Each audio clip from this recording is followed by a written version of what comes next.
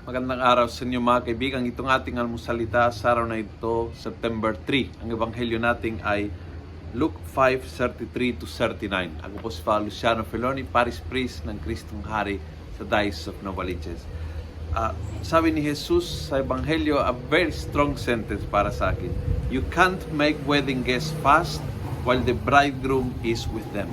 Kapag kasama ng mga kumbidado sa kasalangan nobyo, hindi pwede malungkot, hindi pwede ang pag-aayuno ay sign ng kalungkutan, dulot ng pagkukulang sa iyo.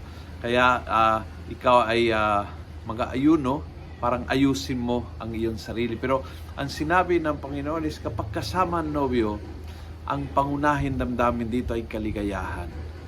Kaya feeling ko ngayong panahon na ito, bagay na bagay ito. Kasi ngayong panahon na ito, maraming nating nararamdaman na bukal ng kalungkutan. Maraming pagsubok, maraming problema, marami tayong dinadaanan na suliranin sa ating buhay. Maraming agam-agam at maraming bukal ng takot at pangamba.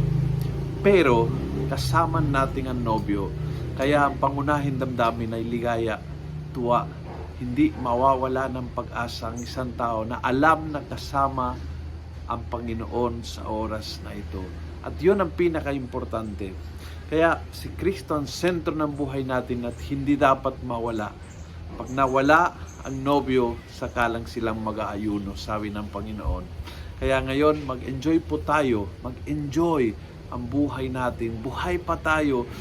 Yes, may pagsubok. Yes, may problema. Yes, may suliranin. But yes, kasama natin si Lord. Kaya marami ding blessings. Marami ding bukal ng kaligayahan natin. Huwag sumuko mga kapatid.